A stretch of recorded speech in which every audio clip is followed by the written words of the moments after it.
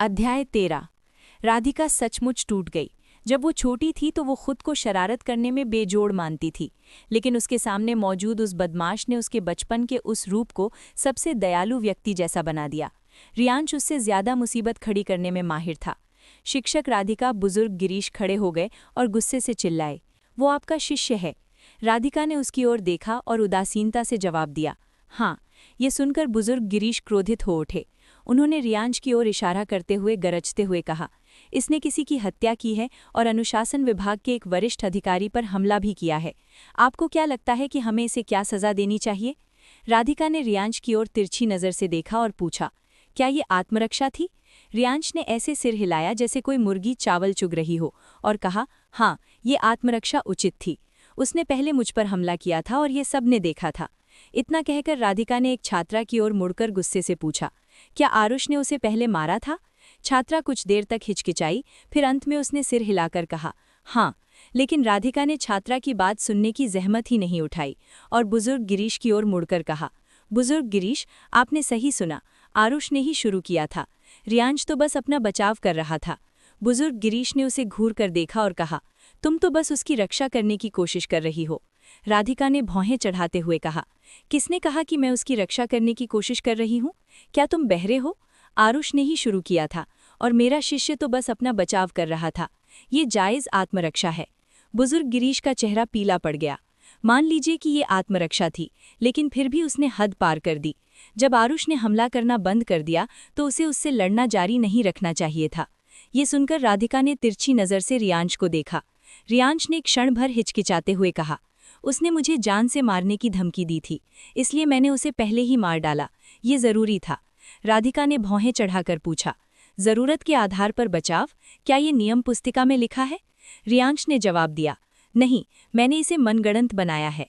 राधिका ने हैरानी से उसकी ओर देखा, जरूरत? बिल्कुल नहीं। बुजुर्ग गिरीश दहाड़ते हुए बोले, कमीने, क्या तुम्हें सच में लगता है कि मैंने आर्य अकेडमी के नियम नहीं पढ़े? नियमों की किताब में जरूरत का कोई बहाना नहीं है। तुमने जो किया है वो हत्या है। हालांकि रियांश शांत रहे और उन्होंने जवाब दिया, ये आत्मरक्षा थी। बुजुर्ग गिरीश को एहसास हुआ कि रियांश तकनीकी खामियों का फायदा उठाकर जिम्मेदारी से बचने की कोशिश कर रहा है, और इस एहसास ने बुजुर्ग गिरीश को और भी क्रोधित कर दिया और उन्होंने थूकते हुए कहा, तुम्हें क्या लगता है हम कहाँ हैं कमीने? राधिका रियांश के पास पहुंची और बुदबुदाई, ताना मारना बंद करो। अचानक एक बूढ़ा साधक नीचे उतरा और चोटी पर जा खड़ा हुआ। बुजुर्ग गिरीश ने दौड़कर उस बुजुर्ग साधक का अभिवादन किया। उपाध्यक्ष महोदय। वो साधक कोई और नहीं बल्कि अनुशासन विभाग के उपाध्यक्ष जितेंद्र प्रसाद थे। राधिका का चेहरा उतर गया।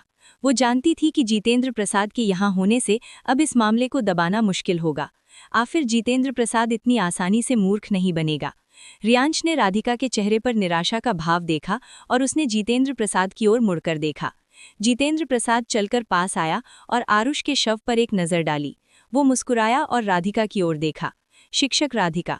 हालांकि राधिका के कुछ कहने से पहले ही रियांश अचानक जितेंद्र प्रसाद के पास चला गया। रियांश ने थोड़ा झुककर कहा, वरिष्ठ, क्या मैं आपसे थोड़ी देर बात कर सकता हूँ? जितेंद्र प्रसाद ने रियांश की ओर देखकर जवाब दिया, क्या बात है? रियांश ने बगल की ओर इशारा किया। जितेंद्र प्रसाद की भौहें थोड़ी सिकुड़ गईं, लेकिन फिर भी वो रियांश के पीछे पीछे चला गया। राधिका ने भौहें चढ़ाईं। वो बदमाश क्या करने की कोशिश कर रहा है? बुजुर्ग गिरीश भी असमंजस में थे। रियांश और जितेंद्र प्रसाद की पीठ सबकी ओर थी। रियांश ने एक संग्रहण अंगूठी को इस तरह से जितेंद्र प्रसाद के हाथ में थमा दी कि वो सबकी नज़र से ओझल हो गई। रिश्वत। जितेंद्र प्रसाद जम गया। उसने भौहें चढ़ाईं और उसकी आंखों में ठंडक झलक रही थी।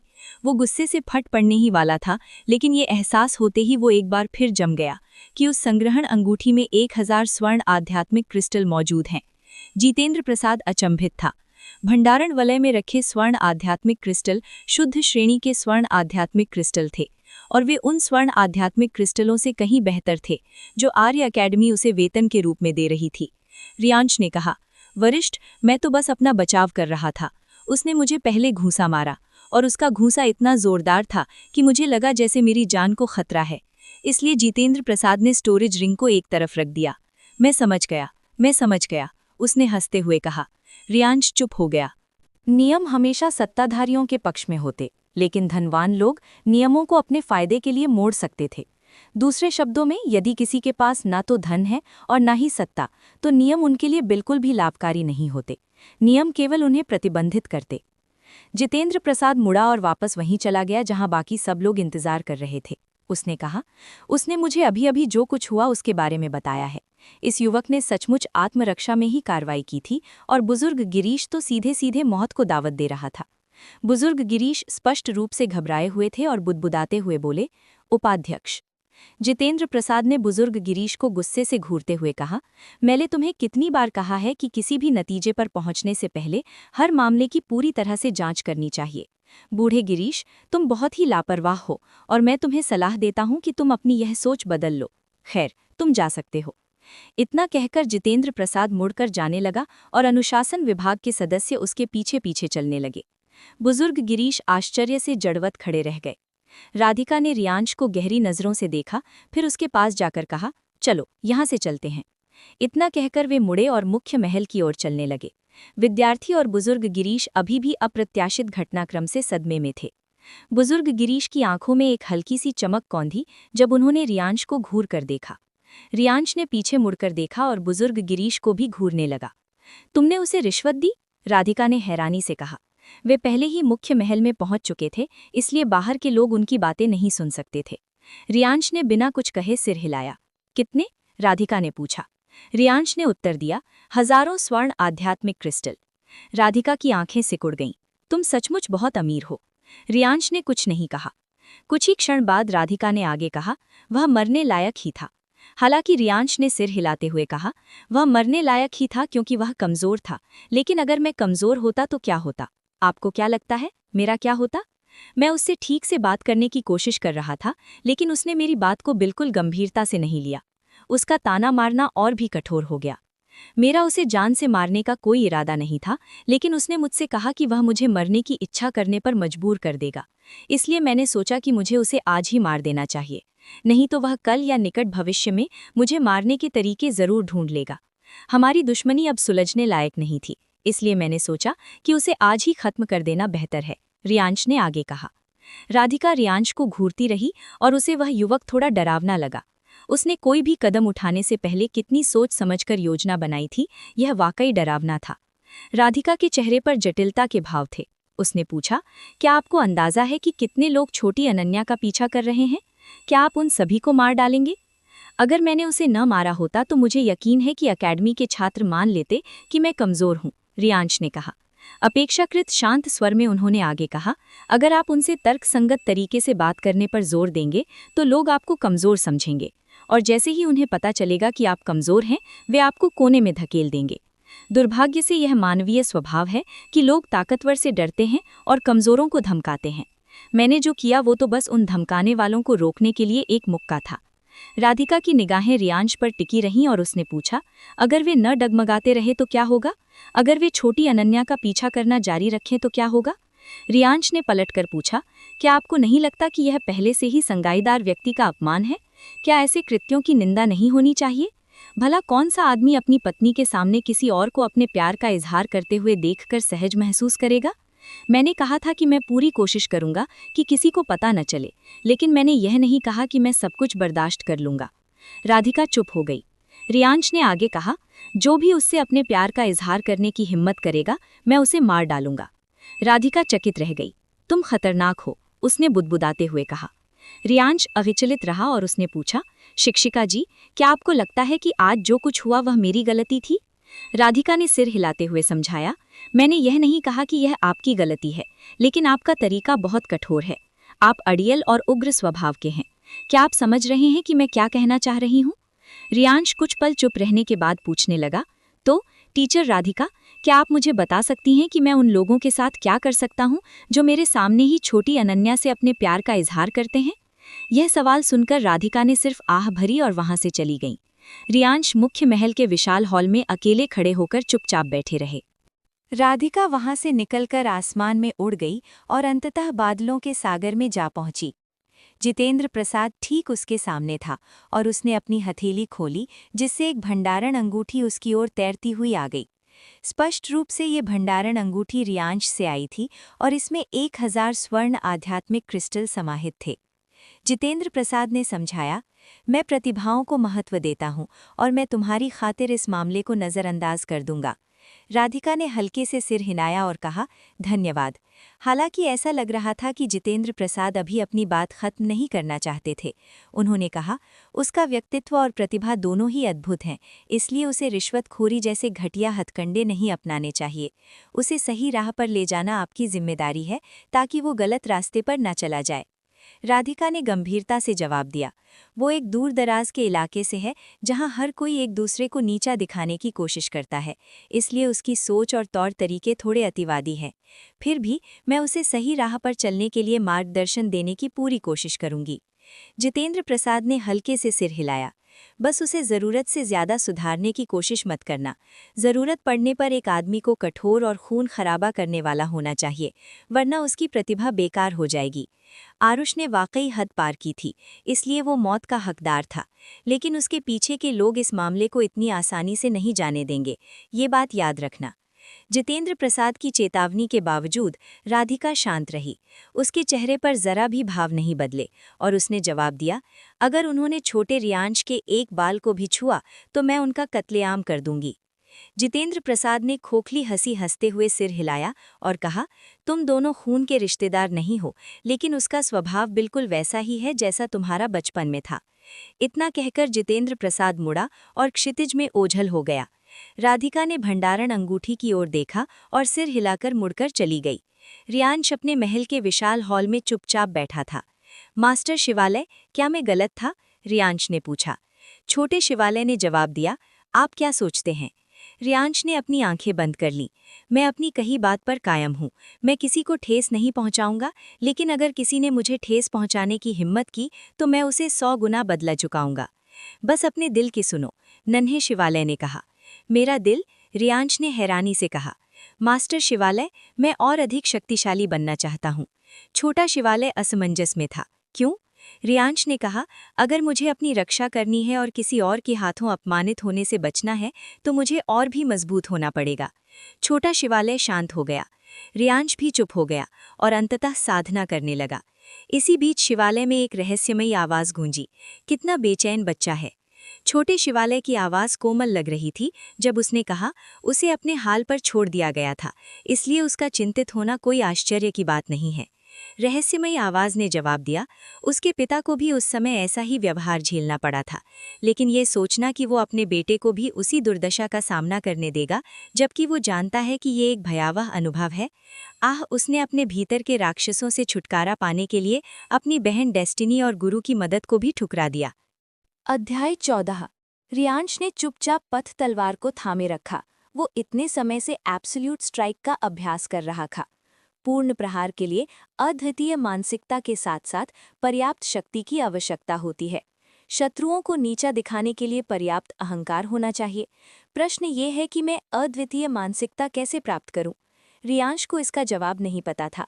उसे बस इतना पता था कि जैसे ही उसकी तलवार सही निशाने पर लगेगी, उसका लक्ष्य मर जाएगा। तलवार मारने के लिए बनी थी, इसलिए उसे जान लेनी ही थी। साधना के अलावा रियांश ने आर्य अकेडमी को समझने में भी कुछ समय बिताया और उन्हें पता चला कि अकेडमी द्वारा 3 छात्रों को शीर्ष प्रतिभाओं में गिना जाता है। इनमें से पहला था राधिका की प्रत्यक्ष शिष्या अनन्या, दूसरा था गुरु राघव का प्रत्यक्ष शिष्य कुणाल और तीसरा था गुरु मोहन का प्रत्यक्ष शिष्य नितिन। वे अकादमी के सर्वश्रेष्ठ छात्र थे और अनन्या के अलावा अन्य 2 छात्र दिव्य पथ क्षेत्र में थे। ये भी उल्लेखनीय था कि आर्य अकादमी की आर्यभूमि शाखा में मुख्य छात्र प्रतिनिधि का पद रिक्त था। मुख्य छात्र प्रतिनिधि अन्य सभी छात्रों से श्रेष्ठ था। वो अन्य छात्रों की तुलना में अधिक शक्तिशाली था और उसे अनेक विशेषाधिकार प्राप्त थे। मुख्य छात्र प्रतिनिधि आर्य अकादमी की सेना की एक टुकड़ी को भी जुटा सकता था। रियांश पालथी मारकर बैठ गया और गहरी सोच में डूब गया। अकेडमी में पहुंचते ही किसी ने अनन्या से अपने प्यार का इजहार करके हंगामा खड़ा कर दिया था। क्या ये महज एक संयोग था? रियांश को ऐसा नहीं लगा। जरूर कोई उसे निशाना बना रहा था। कौन? रियांश के दिमाग में सिर्फ एक ही गुट का ख्याल आया, नान कबीला। आखिर वे अब भी उससे दुश्मनी रखते थे। दूसरे शब्दों में, इस साजिश का मास्टरमाइंड कुणाल ही होना चाहिए था, क्योंकि वो नान कबीले से था। रियांश की आंखें थोड़ी सिकुड़ गईं और उसने बुदबुदाते हुए कहा, तो आरुष किसी और के आदेश पर काम कर रहा था। मास्टरमाइंड मुझे परखने की कोशिश कर रहा था ताकि वो मुझसे निपटने की योजना बना सके। कुणाल। रियांश की आंखों में एक ठंडी चमक दिखाई दी। बिना पुख्ता सबूत के दूसरों के बारे में राय बनाना ठीक नहीं था, लेकिन सावधानी बरतना बेहतर था। रियांश ने पूछा, मास्टर शिवालय, क्या आपके पास कोई साधना विधि है? मैं दिव्य पथ क्षेत्र में प्रवेश करना चाहता हूँ। रियांश के पास संसाधनों की कमी नहीं थी, लेकिन उसके पास साधना विधियों की कमी थी। अगर वो उच्चतर क्षेत्र में सफलता प्राप्त करना चाहता था, तो उसे ऐसी साधना विधि की आवश्यकता थी जो उसे अधिक ऊंचाइयों तक पहुंचने की अनुमति दे। छोटे शिवालय ने उत्तर दिया, मैं कुछ पौधों को जानता हूँ, लेकिन वे आपके लिए उपयुक्त नहीं है। नहीं, वास्तव में वे यहाँ उगाने के लिए उपयुक्त नहीं है। रियांश ने थोड़ा भौहें चढ़ाकर पूछा, क्यों? छोटे शिवालय ने समझाया, वे बहुत शक्तिशाली हैं। इस लोक की आध्यात्मिक ऊर्जा इनमें से एक के भी अस्तित्व को सहन नहीं कर सकती। रियांश के चेहरे पर तनाव के भाव उभर आए। हालांकि उसने उसे आश्वस्त करते हुए कहा, इस बीच बस और अधिक शक्तिशाली बनने पर ध्यान दो। जब तुम ऊपरी लोक में पहुंच जाओगे, तब तक शायद मैं तुम्हें सिखा दूंगा। रियांश चिप हो गया, लेकिन जल्दी ही संभल कर बोला, मुझे लगता है कि मेरे पास खुद ही साधना विधि खोजने के अलावा कोई और विकल्प नहीं है। छोटा शिवालय सहमत हो गया। इतना कहकर रियांश मुड़ा और चला गया। उसे एक उत्कृष्ट साधना विधि खोजनी ही थी, अन्यथा उसके पास नंदिनी से प्राप्त बुनियादी पृथ्वी स्तरीय साधना विधियों में से किसी एक का उपयोग करने के अलावा कोई विकल्प नहीं बचता। रियांश आकाश स्तरीय साधना पद्धति चाहता था, क्योंकि उच्च श्रेणी की साधना पद्धति से वो अधिक गहन ऊर्जा एकत्रित कर सकेगा, जिससे स्वाभाविक रूप से उसकी साधना की गति बढ़ जाएगी। इसके अलावा रियांश को अनिका से मिलना ही था। उसे डर था कि उसका दुश्मन इतना नीच नहीं हो सकता कि उससे निपटने के लिए अनिका को ही निशाना न बनाए। इसी बीच शिवालय में एक रहस्यमयी वाज गूंजी। रहस्यमयी वाज में संदेह का भाव था। उसने कहा, क्या ब्रह्मांडीय दृष्टि वास्तव में उसके लिए उपयुक्त नहीं है? छोटे शिवालय ने उत्तर दिया, अगर उसे ये बात अभी पता चल गई तो उसे बहुत परेशानी होगी। इसके अलावा यहाँ की आध्यात्मिक ऊर्जा इसे सहन नहीं कर पाएगी। वो ब्रह्मांड बोध के प्रथम स्तर को प्राप्त नहीं कर पाएगा। अगर वो ऐसा करेगा तो उस पर विपत्ति आ जाएगी। इस लोक की आध्यात्मिक ऊर्जा भी इसे सहन करने में सक्षम नहीं है, और वो ब्रह्मांड बोध के प्रथम स्तर की साधना करने के लिए भी पर्याप्त शक्तिशाली नहीं है। आप उसे कब बताने वाले हैं कि उसे खानदानी संपत्ति मिली है? छोटे शिवालय ने जवाब दिया, कोई जल्दी नहीं है। एक पहाड़ी चोटी पर स्थित महल के मुख्य आसन पर सफेद वस्त्र पहने एक युवक बैठा था। उसके द्वारा उत्सर्जित शक्तिशाली आभा से उसकी पहचान स्पष्ट हो गई। वो अकेडमी के शीर्ष 3 प्रतिभा वाले छात्रों में से एक कुणाल था। एक बूढ़ा व्यक्ति उस युवक के पास आया। वो बूढ़ा व्यक्ति अनुशासन विभाग का बुजुर्ग गिरीश था। कुणाल की आंखें खुली और वो मुस्कुराते हुए बोला, बुजुर्ग गिरीश? बुजुर्ग गिरीश ने सीधे मुद्दे पर आते हुए कहा, वो सर्व सत्य क्षेत्र का साधक है, लेकिन वो अपने ही स्तर के सामान्य साधकों से कहीं अधिक शक्तिशाली है। वो एक धूर्त व्यक्ति भी है। उसने आरुष को पहले हमला करने के लिए उकसाया ताकि बाद में वो आत्मरक्षा का दावा कर सके। जब बुजुर्ग गिरीश ने अपनी बात समाप्त की, तब तक उनका चेहरा बिगड़ चुका था। सुवर्णगिरी पर्वत पर घटी घटनाओं ने उन्हें सचमुच अपमानित महसूस कराया था। कालगिरी पर्वत श्रृंखला में एक सम्राट रैंक का राक्षसी जानवर देखा गया था, कुणाल ने कहा। बुजुर्ग गिरीश ने भौहें चढ़ाईं। उन्हें समझ नहीं आ रहा था कि कुणाल ने मौजूदा विषय से हटकर किसी बात का जिक्र क्यों किया। इसलिए उन्होंने पूछा, मैंने इसके बारे में सुना तो है, लेकिन इससे क्या फर्क पड़ता है? क्या इसका उससे कोई संबंध है? कुणाल ने सिर हिलाकर कहा, मेरी बहन अदिति, नंदिनी, ईशान, अनन्या और रियांश के साथ गुप्त लोक में गए थे, लेकिन मेरी बहन और सिसोदिया कबीले के युवा स्वामी की मृत्यु हो गई। केवल नंदिनी, अनन्या और रियांश ही जीवित बचे। ऐसा प्रतीत होता है कि नीलांत कबीले को उस अभियान से एक आध्यात्मिक शिरा प्राप्त हुई थी, और वो भी शुद्ध श्रेणी की आध्यात्मिक शिरा। एक शुद्धतम आध्यात्मिक शिरा। बुजुर्ग गिरीश के चेहरे पर थोड़ी सी हलचल हुई। कुणाल ने आगे कहा, हमारे जासूसों ने मुझे ये भी बताया है कि आध्यात्मिक नसों के अलावा गुप्त लोक में एक पृथ्वी नस भी होनी चाहिए थी। एक पृथ्वी नस? बुजुर्ग गिरीश का चेहरा चमक उठा। क्या आप कह रहे हैं कि पृथ्वी नस? कुणाल ने बीच में ही बात काटते हुए कहा, पृथ्वी की नस के अलावा वहां शुद्ध श्रेणी के बैंगनी आध्यात्मिक क्रिस्टल और स्वर्ण आध्यात्मिक क्रिस्टल जैसे अन्य खजाने भी नहीं होंगे, और उस गुप्त लोक में इससे भी बड़े खजाने अवश्य ही रहे होंगे। दुर्भाग्यवश वो शिक्षक राधिका की सुरक्षा में है, इसलिए हम उसे छू नहीं सकते, बुजुर्ग गिरीश ने गहरी आवाज में कहा। कुणाल मुस्कुराया और बोला, मैंने सुना है कि नितिन को लेडी अनन्या में हमेशा से दिलचस्पी रही है, क्या ये सच है? क्या तुम नितिन को उकसाने वाले हो ताकि वो कोई कदम उठाए और वे एक दूसरे को नष्ट कर दे? बुजुर्ग गिरीश ने आंखें सिकोड़ते हुए पूछा।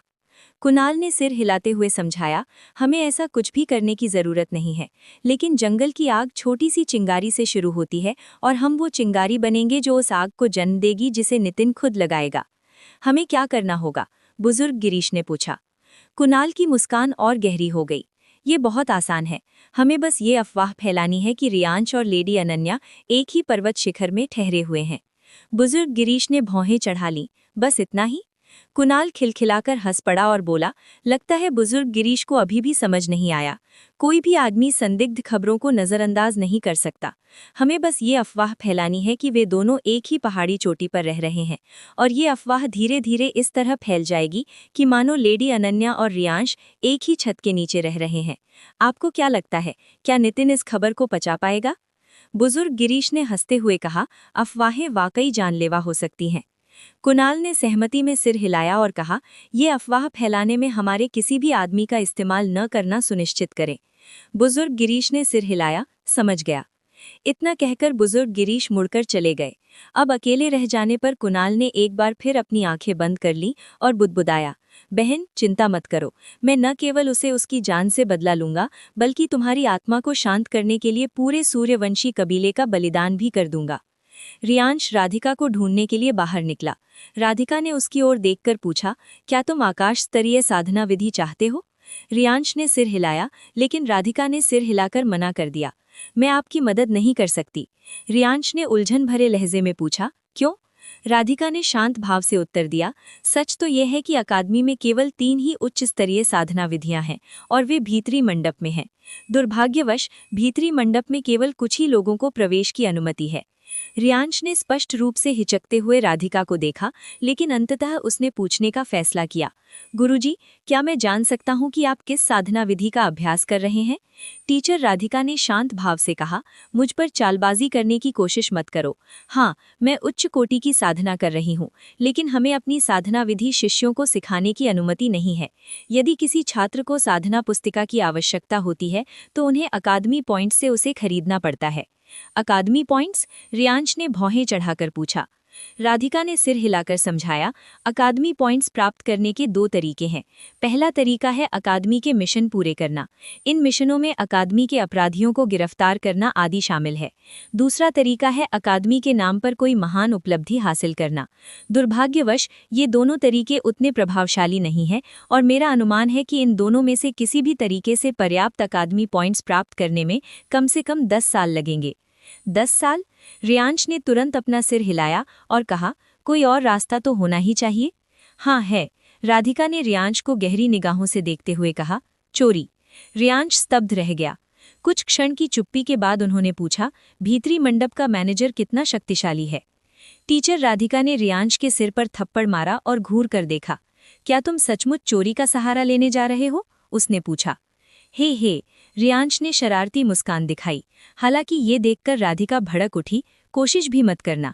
अगर तुमने भीतरी मंडप से चोरी करने की कोशिश की तो अकादमी प्रमुख भी तुम्हें नहीं बचा पाएगा, मेरी तो बात ही छोड़ो। रियांश निराश हो गया।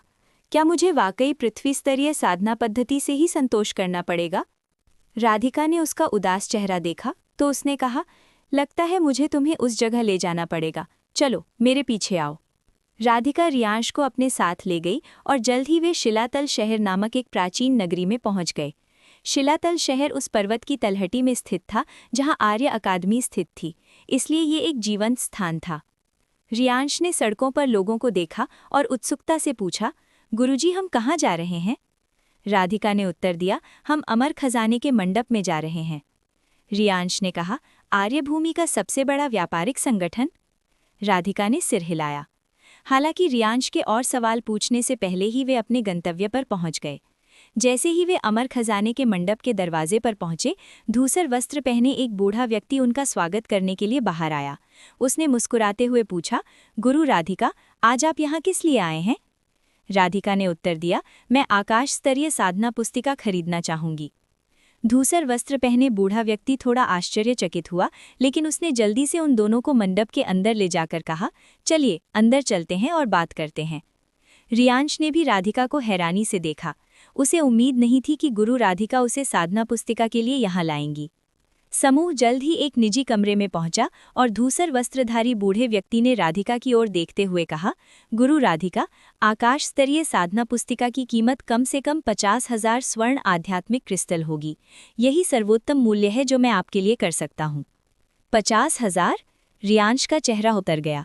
उसके पास तो 10,000 स्वर्ण आध्यात्मिक क्रिस्टल भी नहीं थे, और यहाँ एक उच्च स्तरीय साधना पुस्तिका की कीमत 50,000 स्वर्ण आध्यात्मिक क्रिस्टल थी।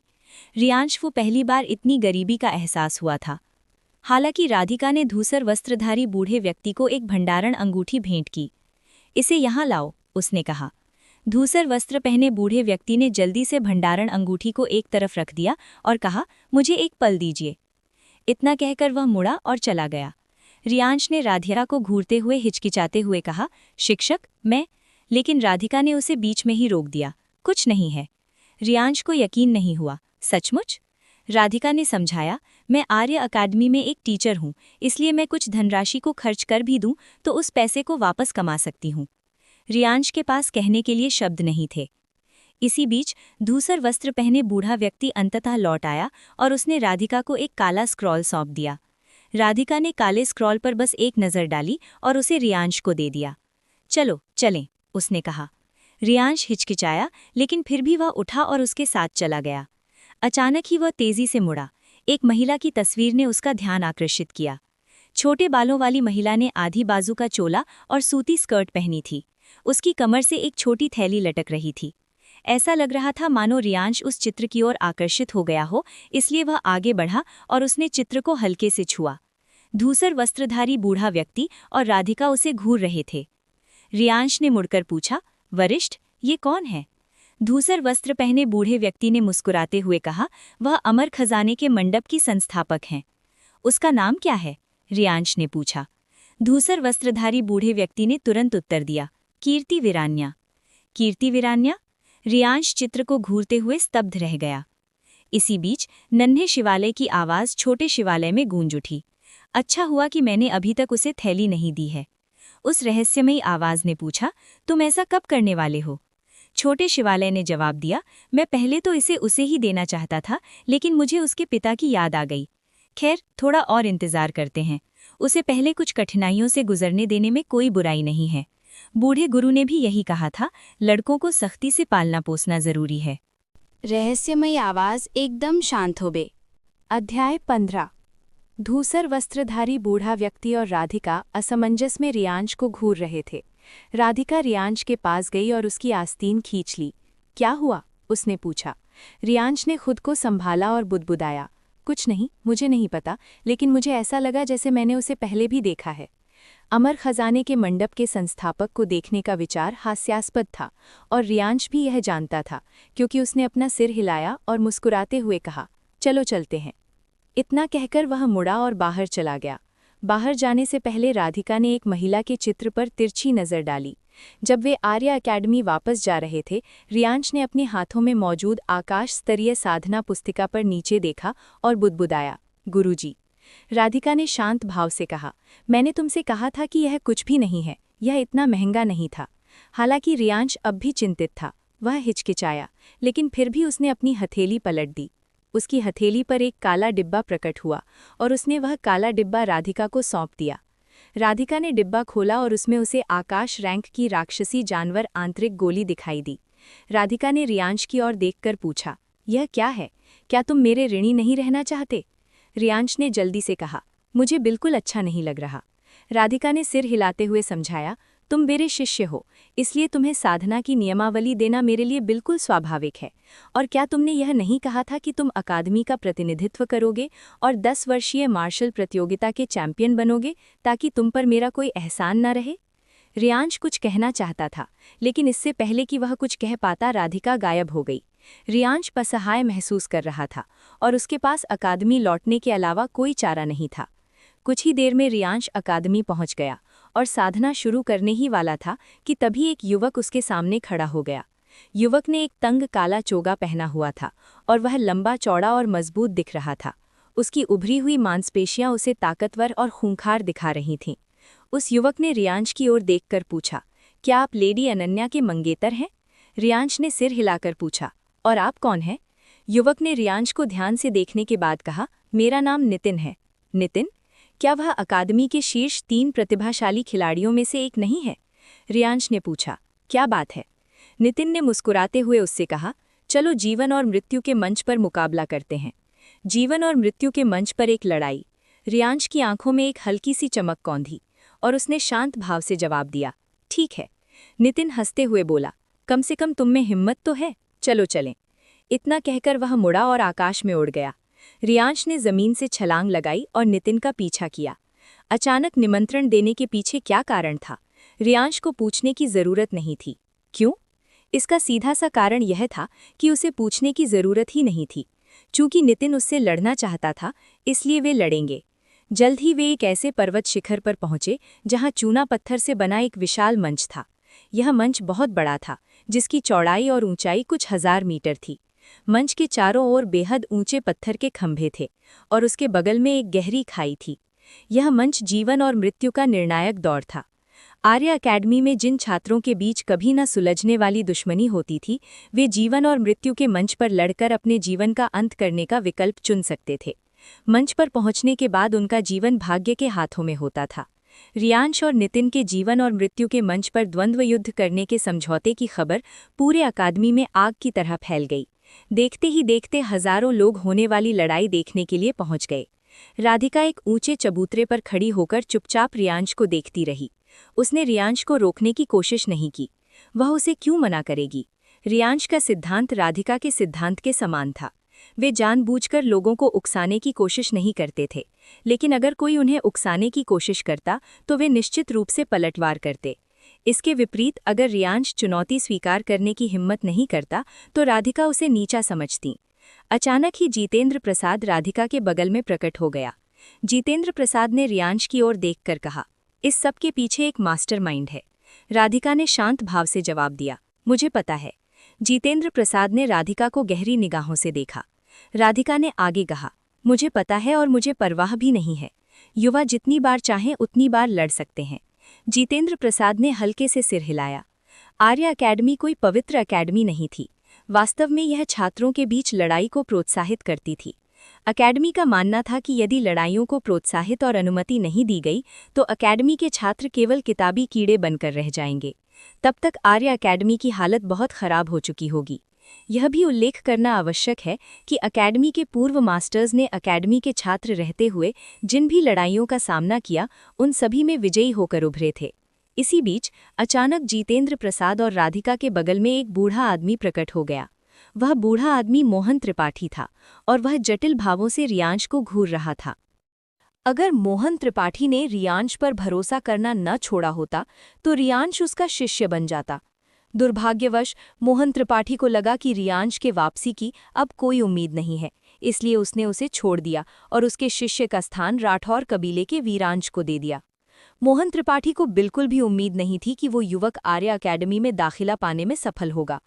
जीवन या मृत्यु के मंच पर नितिन ने रियांश की ओर देखते हुए कहा, चलिए शुरू करते हैं।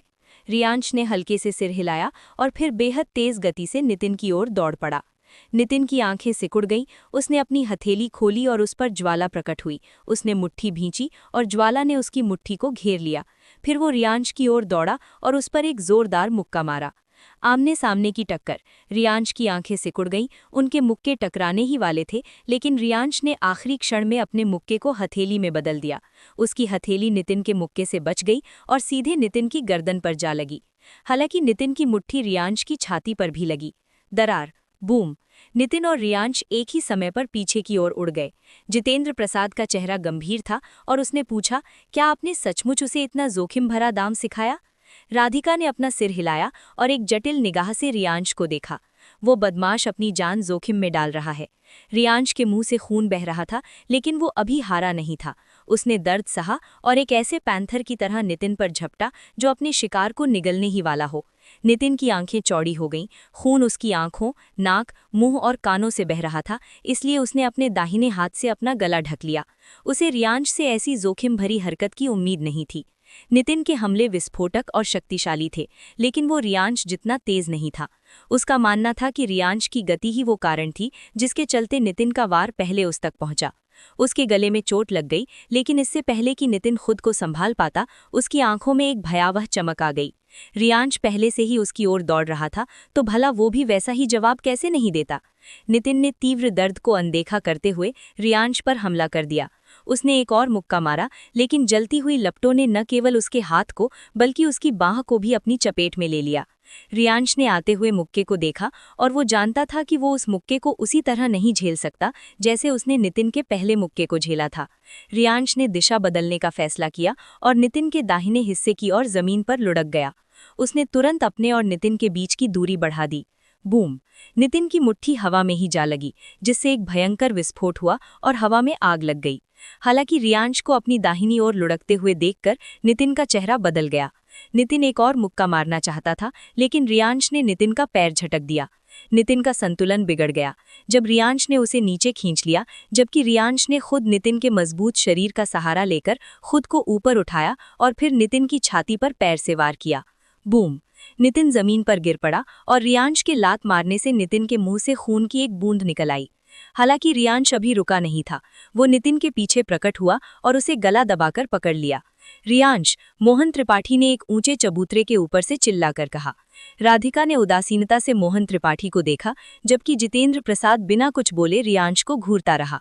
रियांश ने मोहन त्रिपाठी की ओर देखा। रियांश की आंखों में दिख रही जानलेवा मंशा ने मोहन त्रिपाठी को झिझकने पर मजबूर कर दिया।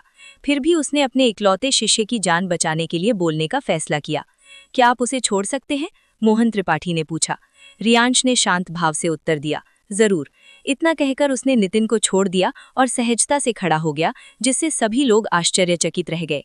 मोहन त्रिपाठी भी आश्चर्यचकित था। उसे उम्मीद नहीं थी कि रियांश नितिन को यूं ही जाने देगा। रियांश खड़ा हुआ और अपने होठों के किनारों से खून पोंछकर एक पत्थर के खंभे की ओर बढ़ा। उसने खंभे पर खड़े श्वेत वस्त्रधारी युवक को घूर कर देखा। श्वेत वस्त्रधारी युवक कोई और नहीं बल्कि कुणाल था।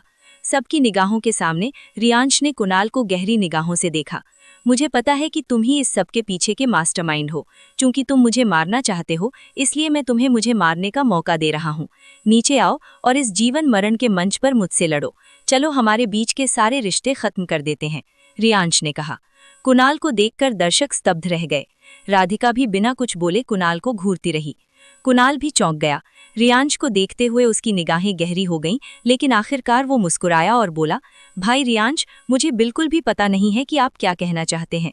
जल्दी नीचे आओ, रियांश दहाड़ा। बकवास बंद करो, आज मैं तुम्हारा अंत कर दूंगा, इसलिए नीचे आओ और मरने के लिए तैयार हो जाओ।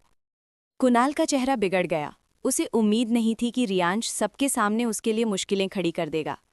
उसे पता था कि रियांश उस पर शक कर रहा है, लेकिन वो ये भी जानता था कि रियांश के पास उसके खिलाफ कोई सबूत नहीं है। हालांकि उसे ये उम्मीद नहीं थी कि रियांश उसके खिलाफ कोई सबूत जुटाए बिना ही उसे चुनौती देगा। मोहन त्रिपाठी ने कुणाल को ठंडी निगाहों से देखा। वो मूर्ख नहीं था, इसलिए वो जानता था कि कोई उसके शिष्य को बहका रहा है। उसे मुख्य साजिशकर्ता की पहचान नहीं पता थी, लेकिन रियांश ने अभी अभी उसका खुलासा कर दिया था। कुणाल की मुस्कान और गहरी हो गई और उसने कहा, भाई रियांश, मुझे लगता है कि कोई गलतफहमी हो गई है। रियांश ने बीच में ही टोकते हुए कहा, क्या तुम कायर हो? कुणाल को घूरते हुए छात्रों की निगाहें अजीब सी हो गई। कुणाल की आंखों में ठंडक छा गई। वो जानता था कि अगर उसे अपनी प्रतिष्ठा बनाए रखनी है तो उसे चुनौती स्वीकार करनी ही होगी। हालांकि चुनौती स्वीकार करने से पहले ही उसके बगल में एक बूढ़ा व्यक्ति प्रकट हो गया। वो बूढ़ा व्यक्ति कोई और नहीं बल्कि राघव वर्मा था, आर्य अकेडमी के 3 शीर्ष प्रशिक्षकों में से एक।